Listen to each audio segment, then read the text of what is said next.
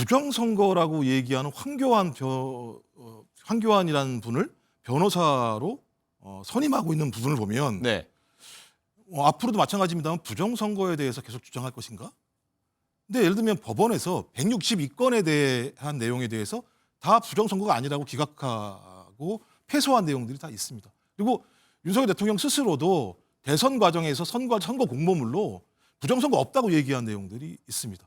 지금 부정선거라는 단어에 너무 매몰되어 있는 부분들이 있는데 대통령은 비상계엄 이후에도 대국민 담화를 통해서 그때 선관위에 대해서 문제 제기를 한 부분이 있습니다. 선관위가 헌법기관이라는 이유로 정부의 어떤 조치에 대해서 전혀 응하지 않았고 국정원이 조금 봤을 때 비밀번호가 1, 2, 3, 4, 5 이런 형태로 굉장히 허술하게 시스템이 되어 있더라 이런 이야기를 했고 최근에도 부정선거라는 단어보다는 선거 시스템 전반적인 것을 확인해야 된다라는 이야기들을 하고 있거든요. 그러한 이유에서 지금 황교안 전 총리가 변호인단으로 합류를 한 것으로 그렇게 보입니다.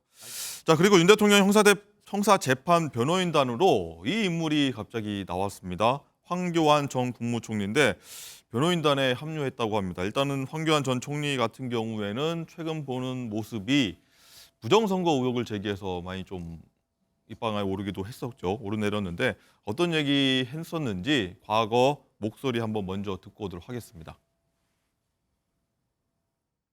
황 후보님께서 출마하셨던 그 종로구에 동별로 그 비율이 거의 막 비슷하게 나오는 거라든지 또는 뭐 관외 사전 투표의 비율이 아주 일정하다든지 하는 거에 대해서 좀 통계적으로 볼 때도 좀 의문은 가졌습니다. 지금부터라도 네. 우리가 이게 선거 불복하자는 것이 아니라 불법 선거를 막자는 것입니다. 네네. 이걸 막지 않고서는 우리 미래가 없는 것이죠. 그런 점에서 우리 잘 검토를 윤 해보겠습니다. 후보께서도 네, 윤 대통령과 황교안 전 총리가 지난 대선 경선 과정에서 부정선거 의혹 관련해서 좀 공감대를 이루는 좀 장면이 지금 나왔는데 일단 윤정 기자, 일단 황 전 총리가 윤 대통령 형사재판 변호인단에 선임계를 제출한 거예요. 네, 그렇습니다. 바로 어제 선임계를 제출했는데요. 이로써 윤 대통령 변호인단은 총 19명으로 늘었습니다. 이 황 전 총리는 오늘 지금 탄핵 재판에도 출석을 해 있는 상황입니다.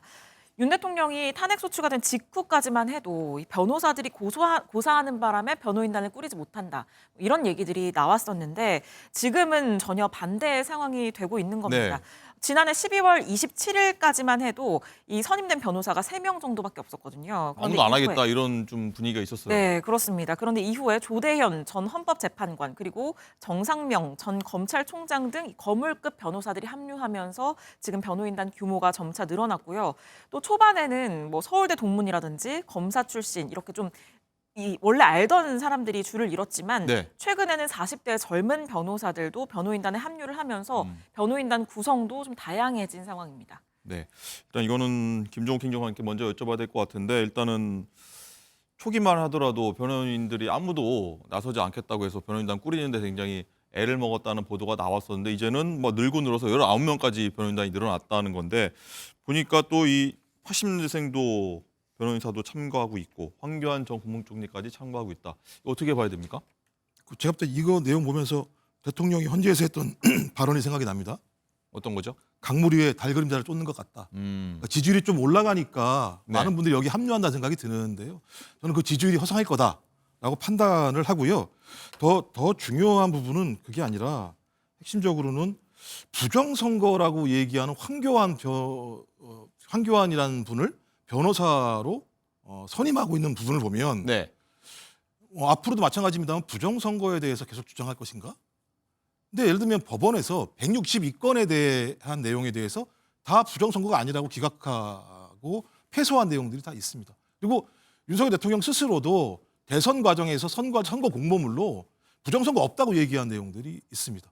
전 이 내용을 보면서 어떤 생각이 드냐면 이준석 전 당대표가 했던 세대 포이론을 준비하려고 하는 거 아닌가? 그러니까 20, 30대와 네. 그다음에 60, 70대의 지지율을 통해서 세대 포이를 하다 보면 어쩌면 국민의힘이 과거와 같이 대선에서 승리할 수 있지 않을까라는 생각이 들어서 윤석열 대통령이든 그쪽의 변호인단이든 아니면 국민의힘이든 20, 30대의 지지를 계속 촉구하고 있는 측면들이 분명히 있거든요. 근데 저는 이 사건의 핵심은 내란 범죄에 대한 내용들입니다. 그리고 그 내란 범죄에 대해서 누가 수사했느냐? 윤석열 대통령이 임명한 공수처장, 검찰, 경찰이 다 수사를 해서 구속한 상황에 놓여 있는 상황입니다. 저는 시간이 지나면 지날수록 본인들이 생각했던 방식으로 가지 않을 거라 생각이 들기 때문에 네. 아까도 말씀드렸듯이 저는 계속 극우화되는 양상으로 가는 것은 스스로 정권 교체에서 정권 유지에서 멀어지는 방향으로 간다는 생각이 들기 때문에 네. 빨리 좀 정신을 차리고 제가 볼 때는 달 그림자를 쫓지 않았으면 좋겠다 이런 생각이 네, 듭니다. 지금 조금 전 모습입니다. 황교안 전 총리가 변호인으로 참석한 모습 대신 판정입니다. 볼 수가 있었고요. 자, 강전애 대변인님, 일단은 변호인들이 꺼려하다가 약간 탄핵 국면이 좀 분위기가 좀 기류가 좀 바뀌는 듯한 모습 보이면서 점점점 늘어나는 모습. 앞으로 더 늘어나는 겁니까, 변호인단이?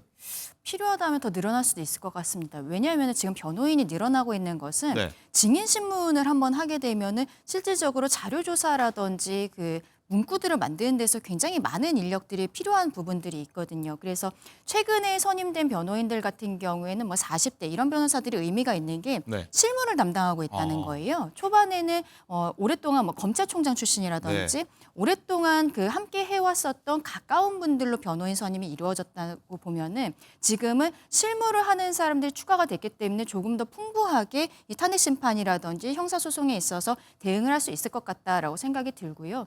특히 황교안 전 총리가 변호인으로서 합류하게 된 부분에 있어서는 대통령 입장에서는 정면 승부를 하겠다라는 이야기가 아닌가 싶습니다. 네.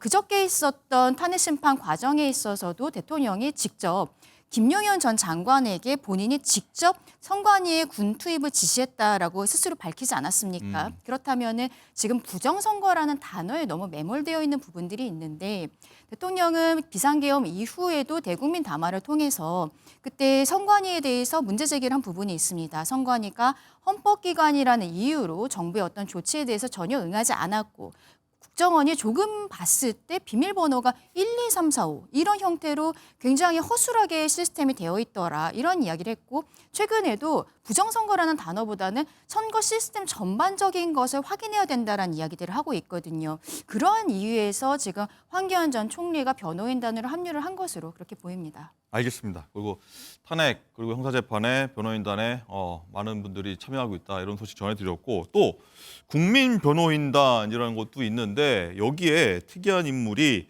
어쨌든 본인이 원하든 원치 않든 일단 강경 보수 스피커로 떠오른 한국사 전한길 강사가 가입한 것으로 알려지고 있는데 일단 윤정 기자 이 국민변호인단 게 보니까 발족한 지 한 나흘 정도 되는 것 같은데 가입자 수가 7만 명이 넘었다고 해요? 네, 그렇습니다.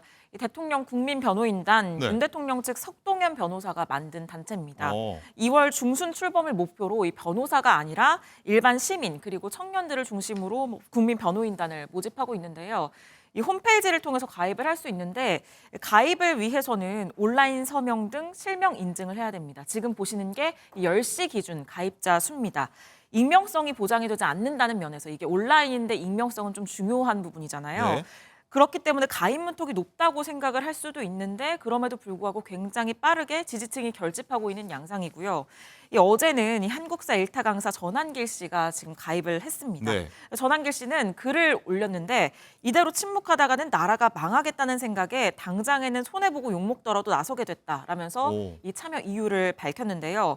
윤 대통령 탄핵 반대, 직무 복귀가 2030 세대와 국민들을 살리는 유일한 대안이라고 생각하고 모든 것을 걸고 투쟁하고 있다. 이렇게 주장을 하기도 했습니다. 이 전한길 씨는 이 시민단체에 내란 선동 혐의로 고발을 당하기도 했는데요. 이 문제가 된 발언 들어보시죠. 모든 국민들은 이러한 불리한 재판관들의 심판에 성공하지 않을 것이다. 그리고 국민들이 헌재를 휩쓸 것이고 그 모든 책임은 불의한 재판관들에게 돌아갈 것입니다. 네, 이런 발언을 해서 일단 고발을 당했는데 어제 전한길 강사가 또 국민들이 헌법재판소 휩쓸 것이다 이런 표현은 폭력적으로 헌법재판소를 점거한 뜻이 아니다. 그러면서 국민들의 탄핵 반대하는 게 이 분위기와 열망이 전체 헌법재판관들과 재판소 휩쓸게 될 것이다. 이렇게 좀 해명, 뭐 반박을 하고 나섰는데 일단 강전의 대변인님, 네. 일단 조양기 강사 고발 당했는데 또 국민의힘이 여기 좀 법률 지원을 하겠다 이렇게 밝히고 나서서 또 여당 내부에서는 좀 더 우려의 목소 좀 걱정된다 이런 목소리 나오는 것 같아요.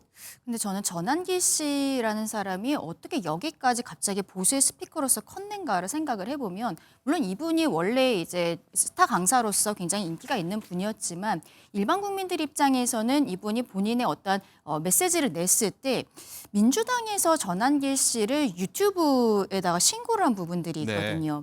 그러면서 어떤 개인 자격이지만 조금 큰 스피커로서 나서는 사람들에 대해서 어떻게 보면 민주당 지지층에서 공격이, 개인에 대한 공격들이 엄청나게 들어갔던 것 아니겠습니까? 전한기 씨 같은 경우에는 뭐 살해 협박이라든지 이런 이메일들을 계속 받아서 동작경찰서에다가 여기에 대한 신고를 하면서 본인에 대한 신변 보호 조치를 요청을 했었고, 네. 결과적으로는 스마트워치를 받아가지고 그 유튜브에서 보여주기도 하더라고요. 그리고 개인적으로도 사설 경호업체를 쓴다라고 알려지고 있는데, 그렇군요. 이렇게 지금 어떠한 개인에 대해서 문제 제기를 하는 것이 저는 맞지 않다라고 생각을 합니다. 전한기 씨 같은 경우에는 뭐 연봉이 60억인데 그것을 포기하면서 본인의 표현의 자유, 헌법상 보장되는 표현의 자유를 계속 그냥 누리겠다라고 하는 것뿐인데, 민주당은 저는 그 부분도 이상해요. 왜 하필이면 구글에다 신고를 했을까? 어떻게 보면은 뭐 정보통신망법 위반으로서 우리 대한민국 수사기관의 수사 의뢰라든지 고발을 할 수도 있었거든요. 근데 그렇게 했을 때 그동안의 카톡 검열이나 이런 것들로 인해서 특히 2030들이 민주당에 좀 등을 돌리고 있는 모습들에 불을 끼얹지 않을까라는 생각에 굳이 미국 기업인 유튜브에다가 신고를 하는 이런 형태로 했던 게 아닌가 싶은데요. 전한기 씨가 지금 어쨌든 저는 말씀드리고 싶은 게 개인으로서 표현의 자유를 누리고 있는 것이고, 여기에 대해서 과도하게 문제 제기하고 있는 민주당이 전한기 씨를 오히려 키운 부분이다. 그래서 국민의힘에서 전한기 씨에 대한 법률 지원을 한다고 이런 것들은 저는 전한기 씨 한 명에 대한 한정된 것이 아니다라고 말씀드리고 싶습니다. 만약에 다른 개인이 또 민주당과 다른 사람들로부터 다른 생각을 가진 사람들로부터 또 공격을 당하게 된다면 당연히 그런 분들을 보호해야 되는 것도 정당히 해야 되는 일이라고 그렇게 생각을 합니다. 네, 김종평 장관님, 일단은 강전의 대변인이 좀 지적하신 민주당의 어떤 조치에 대해서 좀 반론 부탁드리고, 또 하나는 국민변호인단 관련해서 윤 대통령이 이제 어쨌든 장애 여론 조직으로 좀 여겨지고 있는데 이 부분은 어떻게 보십니까? 뭐 정당 차원에서 극우적 발언을 계속 하고 있는 부분에 대한 대응도 말씀하신 것처럼 표현의 자유에 쌍방이 해당되는 거죠. 뭐 예를 들면 민주당이 하는 건 표현의 자유가 아니고 전한기 씨가 하는 건 표현의 자유라고 얘기할 수 없는 부분이 분명히 있기 때문에. 네. 근데 전한기 씨는 본인 스스로 좀 국민들한테 설명을 하셔야 돼요. 12월 4일 날 본인이 올려놓은 자신의 유튜브에는 비상계엄이 문제가 있다, 잘못이다라고 설명을 했어요. 그 위에 어떤 형태인지 모르겠습니다만 비상계엄을 옹호하고 나서는 모습을 보게 되면 본인의 표현의 자유라고 하는 부분 같은 경우도 앞뒤가 맞지가 않아요. 그렇다면 12월 4일 날 얘기했던 내용은 어떤 거고 지금 내용 얘기하는 건 어떤 것인가에 대한 설명이 좀 필요하다는 말씀을 드리고, 또 본인이 한국사를 강의하고 있는 스타 강사라고 얘기한다면 우리의 한국사라고 하는 근현대사가 어떤 겁니까? 소위 일제에 의해서 총칼에 의해서 우리가 식민화됐고, 그다음에 박정희, 전두환 두 사람 같은 경우는 총칼로 쿠데타를 일으켜서 독재를 진행한 게 24년입니다.